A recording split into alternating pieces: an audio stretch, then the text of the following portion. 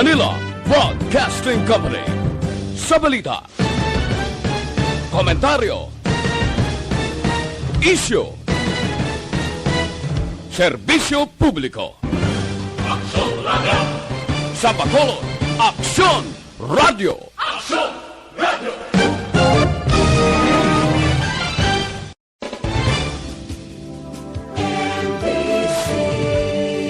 Manila Broadcasting Company. Sa balita, komentaryo, isyu, serbisyo publiko. Aksyon Radio! Sa Bacolod, Aksyon Radio! Aksyon Radio!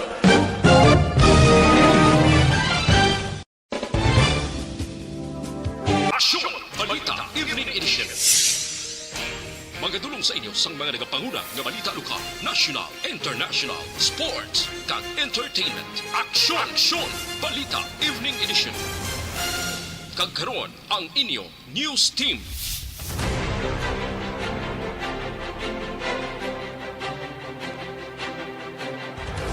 Mayong gabi syudad sa Bacolod, Western Visayas, kag bugos nga Pilipinas. Welcome na sa pagpangalagad sa Aksyon Balita Evening Edition. Karon nga adlaw Webes, Mayo 6, tuig 2021. Ako ang inyong atag balita, Aksyon Dale Salazar. Una sa balita, una sa aksyon. Para sa mga headlines, una kita sa mga balita lokal. Bacolod, nagpangabay sang dugang COVID-19 vaccine sa gobyerno nasyonal. Dr. Kelian, magapangabay sa gobernador nga mag-apply sang travel moratorium. Sa balita national, Carpio, ginbato ng hangkat ni Duterte nga debate sa East to West of Philippine Sea. Tatlo ka mga opisyal, ginpasakan ka sa ombudsman sang PACC. Detalye sa mga balita lokal, pagkatapos gid lamang sini. Dr. Pinoy's Quality.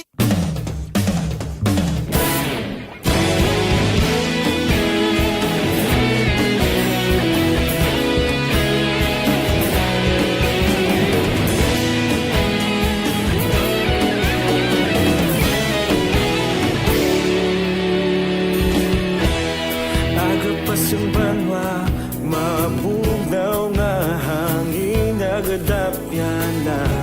Ikaw na ginapamati ang namon ginasandigan. Tingog sang probinsya, kamatuuran ginapalap na. Minsay nga may dala, paglaom kag kasanan. Inuig na nagligan, ikaw gihapon ang ako nga istasyon. Sa pagbudlak sang adlaw, sa pagtuhaw sang biton. Mga balita nga dala inspirasyon. Aksyon radyo, Bacolod man sa gihapon. Padayon Aksyon radyo, Bacolod saludo sa imo. Padayon Aksyon radyo, salamat sa pagserbisyo. Patas kag balanse, matuod nga mensahe, wala sang hinadampingan. Padayon Aksyon radyo.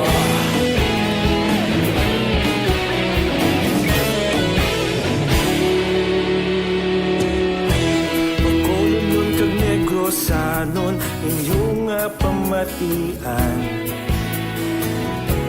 Stasyon nga nagapalaplag sang kamatuuran. Mabakod nga prinsipyo, reporter handa sa serbisyo. Kahapon, karong tag sa gihapon, kita magapadayon. Inuig na nagligan, ikaw gihapon ang ako nga istasyon. Sa pagbutlak sang adlaw, sa pagtuhaw sang biton. Mga balita na may dala inspirasyon. Aksyon radyo, Bacolod man sa gihapon. Padayon Aksyon radyo, Bacolod saludo sa imo. Padayon Aksyon radyo, salamat sa pagserbisyo. Patas kag balanse, matuod na mensahe mula sa ginadang pilihan. Padayon Aksyon Radyo. Una sa balita, una sa aksyon. Sa Bacolod, Aksyon Radio. Una sa balita, una sa aksyon. Sa Bacolod, Aksyon Radio. Kaulog na na'y sagsang anong nakahintangan. Responsable at pagbalita, pagdahil na ipalang na. Malasig pero sigurado, aksyon na may dalang pagpalangga.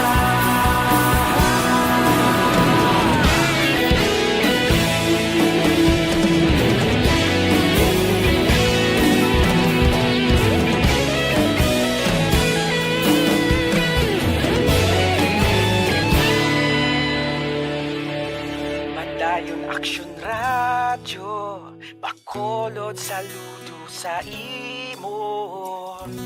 Padayon Aksyon Radyo, salamat gid sa pagserbisyo. Padayon Aksyon Radyo, Bacolod saludo sa imo. Padayon Aksyon Radyo, salamat gid sa pagserbisyo. Patas kag balanse, matuod na mensahe, panasang ginadampigan. Padayon Aksyon Radyo.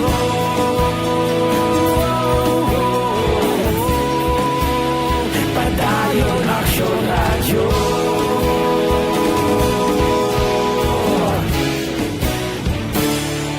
Padayon Aksyon Radyo.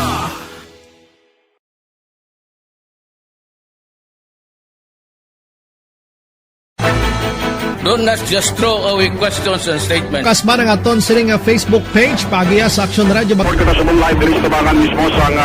Ladies and gentlemen, this is Aksyon Radio Bacolod. Aksyon Radio Bacolod #1.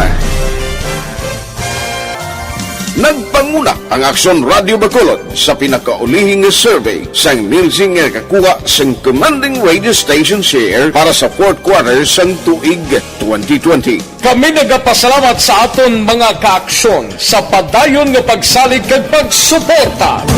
DYEZ Aksyon Radio Bacolod #1 with 40.10% radio station share. Number 2, Bombo Radio 38.70%. Number 3, RMN Bacolod 14.50%. Aksyon Radio Bacolod #1. During this crisis, the result of the survey proves that Aksyon Radio Bacolod serves the public best and will continue to give you the best broadcasting activities. Madamo nga salamat mga kaaksyon for making us #1. Aksyon Radio Bacolod #1. Don't just throw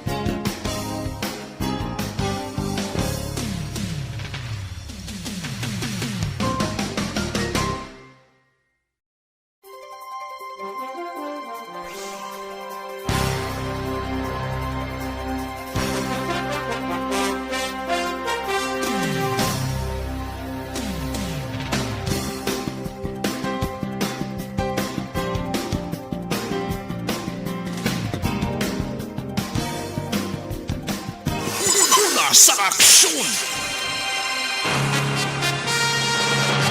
Lasay sa 14 Aksyon Radio Philippines Standard Time kagkaroon sa detalye niya sa mga balita lokal. Nagalaom si City Administrator M. Ang hatagan sa nagakaigo nga pagtamod ni National ITF COVID-19 Chief Implementer Secretary Carlito Galvez Jr. ang pangabay nga ginpadala damlag ni Mayor Bing Leonadia angot sa dugang lokasyon sang vaccine para sa Bacolod City. Suno kay ang liwat nga pagtaas sang kaso sang virus ang isa sa nagapangunang rason nga iya ginalantaw nga manginbasihan sa desisyon kag konsiderasyon nga himuon sang gobyerno nasyonal. Suno sa City Administrator, ginatunguan sa kakaroon sang administrasyon nga mapasanyog ang pag-away batok sa mga virus pag sa agresibo nga vaccination program apang ini ang hindi makapadayon bangod sang limitado lamang nga alokasyon sang bakuna. We are hoping na dugangan ng aton allocation for vaccines nga maabot sa aton kay kagamay kayo sang ginapadala diri sa aton nga aton dala share or allocation from the national government. Nabatian si Bacolod City Administrator M. Ang ipangaba ni Dr. Zfar Gerhard Kailian kay Negros Occidental Governor Bong Lacson kay Provincial Administrator Attorney Refrando Diaz Sasakan nga mag-apply sang moratorium sa biyahe pasulod sa probinsya bangod puno ng mga quarantine facilities kag para makatutok sa pagpaganhagan sang pagdamo sang local transmission sang COVID-19. Suno kay Kailian sa 605 ka quarantine facilities sang probinsya, 541 na diri ang okupado. Dugang pasining nga mabudlay sa karon nga i-contain ang virus bangod man sa halog ng quarantine classification sang Negros Occidental. Ginpahag ni Kailian nga nagtinguha man ang gobyerno probinsyal nga maghatag sang suhestyon kag nagpangabay sa National ITF nga baguhon ang quarantine classification apang wala ginaprobahan na. Dugang pasining nga plano man sang gobernador nga magdugang sa mga quarantine facilities para makubudar ang tanan nga mga nagpauli. Amo na actually ang pangayon ko kay Govs kay Attorney Ray sa atong administrator to again basi maka-apply kami moratorium para maka-concentrate kami sa local transmission. Nabatihan si Dr. Zfar Gerhard at Kailian. Sa iban nga balita lokal, palayag ni Bacolod City Councilor Wilson Gamboa Jr. ngayon ni maguntat ang abling tubig kag padayon nga magapasaka sa kaso batok sa mga Board of Directors sa Joint Venture Selection Committee sang Prime Water bangod sa nagalalang sitwasyon sang supply sang tubig sa syudad sa Bacolod. Suno kay Gamboa, masulod nga simana plano sini nga magpasara sang liwat sang resolusyon may kang tanan sini. Suno sa konsehal, nagpromisa sang maayo nga serbisyong Prime Water apang mas naglala ang ila sini nga serbisyo. Ginahingyo man ni Gamboa ang mga konsumidor nga mag-ugyon kag suportahan ang grupo nga nagatubang kag nagakwestiyon sa Prime Water agot mapukaw mga Board of Directors ang nasambit nga hensya kag maaktuhan ang mga reklamo. Hindi kami magauntat ang tubig kay gusto na mong papanaukan pagid ni kaso ang mga Board of Directors upod sa pila sa membro sa mga Joint Venture Selection Committee. Sang kaso sa Ombudsman. Nabatian si City Councilor Wilson Gamboa Jr. Umpisa buwas, Gadlaw, Mayo 7, Biyernes, pwede na makasulod ang mga turista kay iban pa nga bisita sa banwas ng Hinubaan Negros Occidental. Ini kasulod sa Executive Order upon EO number 25 nga gini-issue ni Mayor Ernesto Estrao sang Mayo 5 nga nagakakas sa damlaglang ginapatuman nga temporary moratorium sa pagbaton sa mga turista kag bisita sa Hinubaan. Base sa EO, wala naman sang lockdown nga matabo kon Domingo. Ang mga turista nga luwig magsulod sa banwa kinahanglan nga magpresentara sa mga masunod: valid ID, stay safe, data PH registration, barangay certificate kay nagapamatuod nga hindi person under monitoring kon PUM, kag booking confirmation halin sa resort. Pagalimitahan naman sang tubtob 3 kadlaw ang pagtener sa mga turista sa resort. Limitahan man sa tubtob 50% ang capacity sa pag-operar sang resort kag dapat nga magsumeter sang listahan sa mga personnel kag work schedule sa tourism office kag barangay health emergency response team kon be hertz. Magapabilin nga alas 8 sang gabi tubtob alas 4 sang kagaan ng curfew. Samtang pagduminian sa gihapon ang bulan sang Abril sang ginpatuman ang temporary moratorium sa pagbaton sang mga turista kag bisita sa banwa sang Hinubaan. Una sa balita, una sa aksyon! Lasay sa 19 Aksyon Radio Philippines Standard Time. KBC Plus, mga kaaksyon na KBC Plus.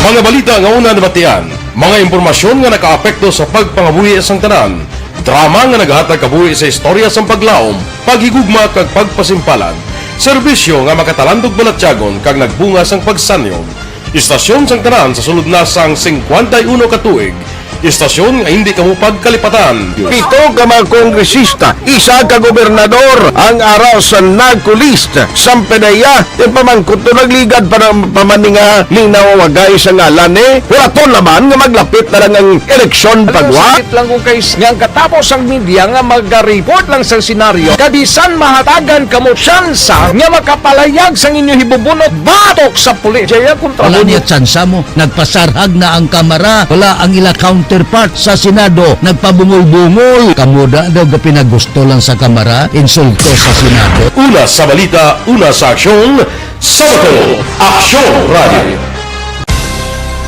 Today, DOA is confirming that a 38-year-old female Chinese patient under investigation, or PUI, is positive for the novel coronavirus 2019-nCoV. I issued an order to Executive Secretary Major Dia clearly laying down the responsibilities of each department in implementing the Bayanihan to Heal as One Act. Makabig nga pinakadako nga hangkat nga natubang sang pungsod Pilipinas ang COVID-19 pandemic. Tanan nga sektor ang apektado. Tanan nga kinahanglan sang pagtamod kag nagakaigo nga pagserbisyo. Bisan pa ang industriya sang pagwaragwag nagapangatubang sang kaangay nga pagpanghangkat. Apang Aksyon Radio Bacolod wala nagbiya sa pagpangalagad sa kahanginan sa pihak sang kabudlayan, peligro kag risgo nga dulot sang pandemya.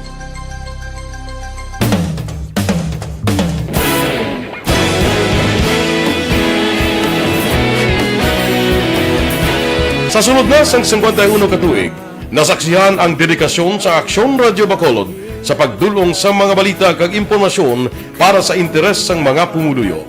Pila na ka henerasyon ang nag-agi, komitido sa gihapon ang Aksyon Radio Bacolod nga mag-alagad sa kahanginan nga tampad, wala sang ginadampigan kag ginahalungan ang kamatuuran. Sa tunga sang mainit nga away sa politika, ang istasyon nagapabilin na nga patas sa pagtalakay sa mga isyu kag problema. Bilang tagbantay sa kamatuuran, ginatagan sa importansya ang tawhanon nga kinamatarong kag nagakaigo nga proseso agud mawaragwag sang husto ang balita kag malikawan ang paglaptas ang salak nga impormasyon. Sa pagluntad sang kalamidad, gindulong sa inyo ang sitwasyon sa palibot kag padayon nga nagahatag sang pahanundom agud maluwas ang kaugalingon, ang pamilya, kalakip na ang tanan nga kaaksyon. Sa tion sang kasubo, nanari-sari nga mga matahom nga drama ang nagalingaw sa inyo. Ang inyo reklamo amon ginpamatian kag ginhatagan sang aksyon. Padayon ang reforma sa serbisyo ang ginahimo sa Aksyon Radio Bacolod agud madulong ang balita sa diin ka man nga bahin sang kalibutan. Ang Aksyon Radio Bacolod nagapanguna sa kadamuon sang online engagement sa isla sang Negros. Ang Facebook followers ng istasyon ang nagdangat na sa masobra tunga sa milyon. Pagkulong kag Negros anon inyong pamatian. Istasyon nga nagapalaplag sang kamatuuran. Humalin sa tubtub subong, nagapanguna sa gihapon sa balita, serbisyo publiko kag kalingawan ang Aksyon Radio. Napili bilang finalist sa UP Broadsox Choice for Gandingan ng Katarungan sang Gandingan Awards 2020 ang Aksyon Radio Bacolod. Naghakot man sang pagpasidungog ang makatapok ang programa sa Aksyon Radio Bacolod sa Tingog kag Handurawan Awards 2020. Ang tanan nga kadalagan nga naangkon sa Aksyon Radio Bacolod sa masobra 5 ka dekada ang nagapatimaan lamang sang padayon nga pagsalig sa mga pumuluyo sa radyo nga nanging kabahin na sa ila matag adlaw nga pagpangabuhi.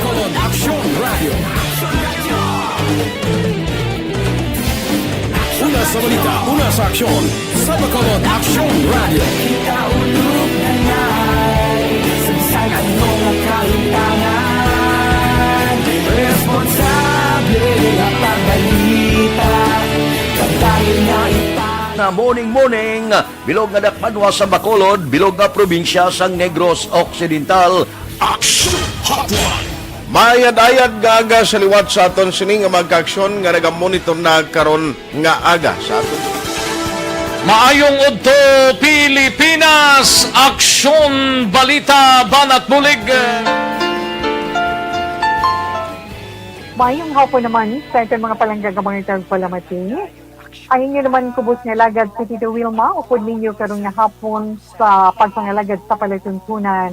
This is my life. Amon, first time ni natabo diri sa aton sa Pilipinas kag sa kalibutan nga nag-amon ng senaryo ta. Yes, maayong gabi kalibutan. Welcome na sa pagpangalagad sa Aksyon Firing Line. May gabi sa liwat, kamusta naman mapalangga naman tagpalamati, region-wide mga palagag kita sa Labilin, isa ka oras, 19 minutos, karon gadlaw Miyerkules. Anniversary Aksyon Radio Bacolod. Isa po kayo sa haligi ng katotohanan para sa kapayapaan, hindi lang sa siyudad ng Bacolod, kundi pati sa lalawigan ng Negros Occidental. Mabuhay ang Aksyon Radio Bacolod. Sa pihak sa mga pagdilaw ngay natubang sang komunidad, padayon nga nagpangalagad sa inyo. Kahapon, subong kag sa palaabuton ang Aksyon Radio Bacolod. Una sa balita, una sa aksyon, sa Bacolod, Aksyon Radio.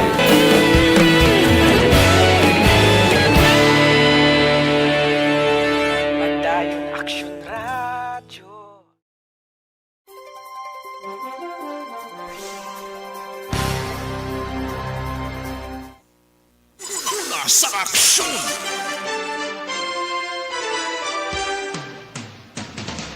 Lasay sa 26 Aksyon Radio Philippines Standard Time kagkaron sa detalye nasang balita national. Ginabato ni retired Supreme Court Justice Antonio Carpio ang hangkat ni Presidente Rodrigo Duterte nga debate angot sa issue sa West Philippine Sea kon WPS. Sa statement ginpag-asubo nga daw Mayo 6 ginpahag ni Carpio nga iya ginabato ng hangkat sang presidente nga debate sa anuman nga oras. Una nga ginpakamalaot ni Duterte si Carpio siya nga talk to the people kagabi Miyerkules. Ginpahayag sang presidente nga ang kadalagan sang Pilipinas sa issue sa WPS ang tubtob lamang sa papel. Ginakusar sang presidente si Carpio nga anay Foreign Affairs Secretary Albert De Rosario nga may kahilabtanan sa desisyon nga pag-withdraw sang Navy ship sa West Philippine Sea. Sunod sa presidente handa ini nga mag-resign kung mapamatud-an nga nagabinutig siya. Bilang sabat ginpahayag ni Carpio nga dapat mag-resign na ang presidente bangod hindi ini imbolbado sa desisyon nga pag-withdraw sang Navy ship sa West Philippine Sea sadtong 2012 nga Scarborough standoff. Nag-file na ang Presidential Anti-Corruption Commission ng PACC sa draft complaint sa Office of the Ombudsman batok sa tatlo ka mga opisyal sa gobyerno nga ginaangot sa maanomaliya nga pag-issue sang permits kag certificates. Sa laging handa briefing ginpahayag ni PACC Chair Greco Belgica, ginakilala ang mga opisyal nga Sunday Public Works and Highways Assistant Secretary Antonio Molano Jr. kag Environmental Management Bureau Directors Metodio Torbelia kag Lormelin Claudio. Sunog kay Belgica ang kaso ng angon sa flood control project sa Zambales.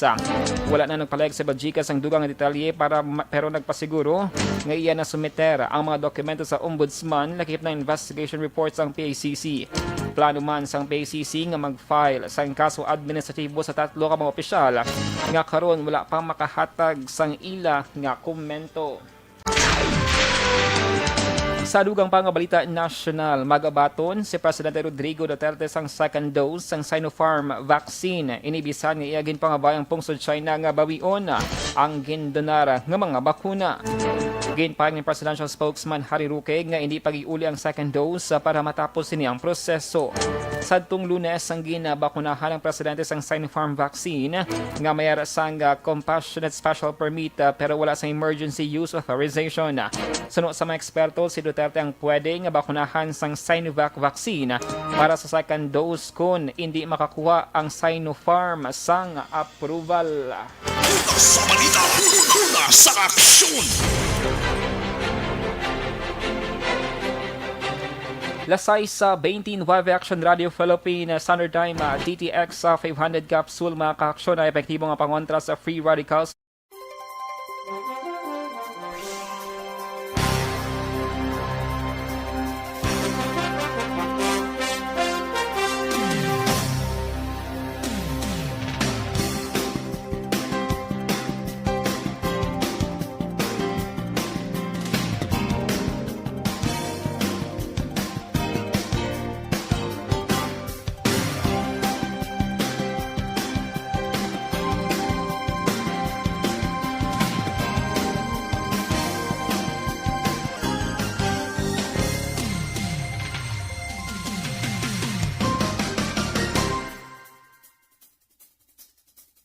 Aksyon Radio Philippine Standard Time. Inyo nabatian ang kabugusan nga mga balita sa Aksyon Balita Evening Edition. Karon nga adlaw Webes Mayo 6 sa tuig 2021. Salawat ako ang inyong atag balita Aksyon Dale Salazar. Una sa balita, una sa Aksyon sa Bacolod Aksyon Radio. Aksyon Radio.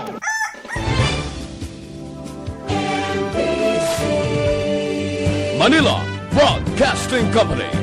Sa balita, komentaryo, isyu, serbisyo publiko. Aksyon Radio. Sa Bacolod, Aksyon Radio. Aksyon!